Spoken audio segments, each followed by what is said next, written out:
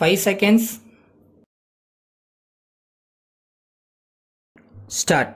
மாண்புமிகு பேரவை தலைவர் அவர்களே, நிலவரித்துறை, மாவட்ட நிர்வாகம், இயற்கை சீற்றங்கள் குறித்த துயர் தணிப்பு மற்றும் இழப்பீடுகளும் ஒதுக்கீடுகளும் ஆகியவை பற்றிய மானிய கோரிக்கைகளின் விவாதத்தில் கலந்து கொண்டு உரையாற்றிய மாண்புமிகு உறுப்பினர்கள் வருவாய்த்துறையினுடைய பல்வேறு ஆக்கப்பணிகள் பற்றியும் வருவாய்த்துறை மேற்கொண்ட மேம்பாட்டு திட்டங்கள் பற்றியும் தங்களுடைய கருத்துக்களையும் பரிந்துரைகளையும் இங்கே வழங்கி இருக்கின்றார்கள்.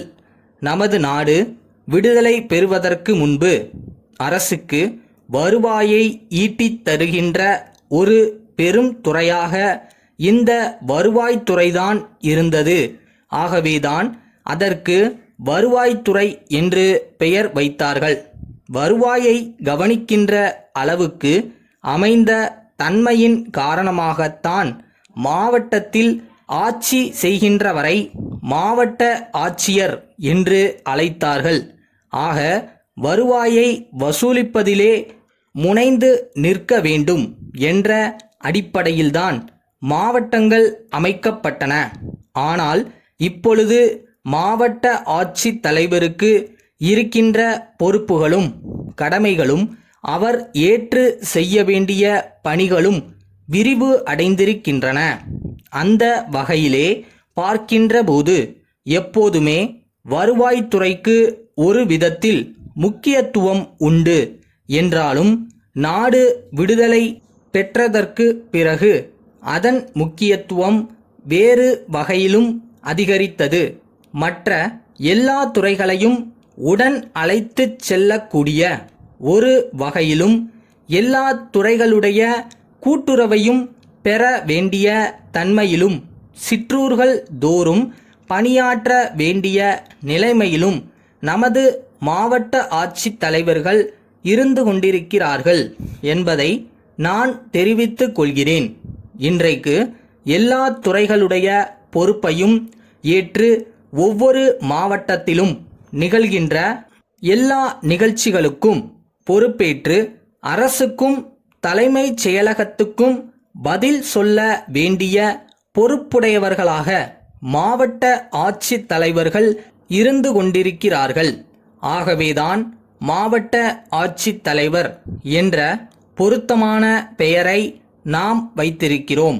மாவட்டத்தினுடைய ஆட்சி முழுவதும் மாவட்ட ஆட்சித் தலைவரிடத்திலே இருக்கிறது. அதனால் எந்த துறையில் எந்த நிகழ்வு நடைபெற்றாலும் அது மாவட்ட ஆட்சித் தலைவரின் மூலமாகத்தான் நடைபெறுகிறது.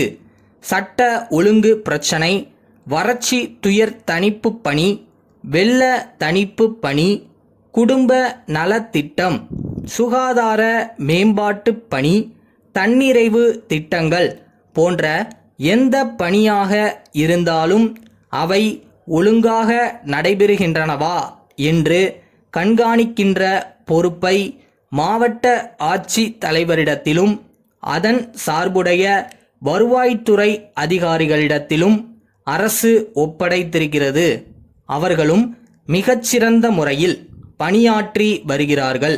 அந்த அடிப்படையில் பார்க்கின்ற போது ஒரு காலத்திலே அதிகமாக வருவாய் ஈட்டித் தருகின்ற ஒரு துறையாக இருந்த நிலைமை மாறி இன்றைக்கு அதிகமான செலவுக்கு காரணமாக இருக்கின்ற ஒரு துறையாக உள்ளது என்பதை நான் உறுப்பினர்களுக்கு தெரிவித்துக் கொள்ள கடமைப்பட்டிருக்கின்றேன்.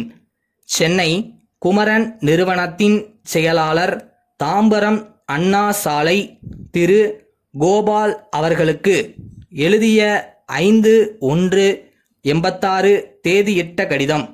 அன்புடையீர், தங்களின் 2/1/86 தேதியிட்ட கடிதம் கிடைத்தது. எங்கள் நிறுவனம் அரசு அங்கீகாரம் பெற்ற வீட்டு மனைகளையே விற்பனை செய்து வருகிறது. இதுவரை நாங்கள் 15 இடங்களில் வீட்டு மனைகளை அறிமுகம் செய்து அனைத்து மனைகளும் உடனடியாக விற்பனையாகிவிட்டதுடன் மனைகளை வாங்கிய அனைவரும் வீடு கட்டி குடியேறியும் விட்டார்கள். வீட்டு மனைகளை வாங்கியவர்கள் வீடு கட்ட முற்படும் போது கட்டட அனுமதிக்காக மாநகராட்சியை அணுகினால் தொல்லை கொடுக்காமல் அதிகாரிகள் உடனடியாக அனுமதி வழங்குவார்களா என்று கேட்டிருந்தீர்கள். முதலாவதாக, எங்கள் நிறுவனம் குறுகிய காலத்தில் மக்களின் நன்மதிப்பை பெற்ற ஓர் அமைப்பு. இரண்டாவதாக, நாங்கள் முறைப்படி அனைத்து விதிகளையும் நடைமுறைகளையும் பின்பற்றி வீட்டு மனைகளை வாங்கி விற்பனை செய்து வருவதால் இதுவரை எந்த தொல்லையும் எங்கள் வாடிக்கையாளர்களுக்கு ஏற்பட்டதில்லையாதலால் தங்களுக்கும் எந்தவிதமான சிரமமும் ஏற்படாது என்பதை உறுதி கூறுகிறோம். தங்கள் நம்பிக்கையுள்ள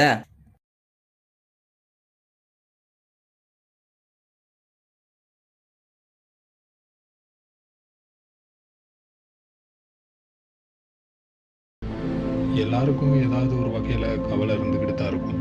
அந்த கவலைக்குள்ளேயே மூழ்காமல் எப்படி மேலே வருதுன்னு மட்டும் யோசி.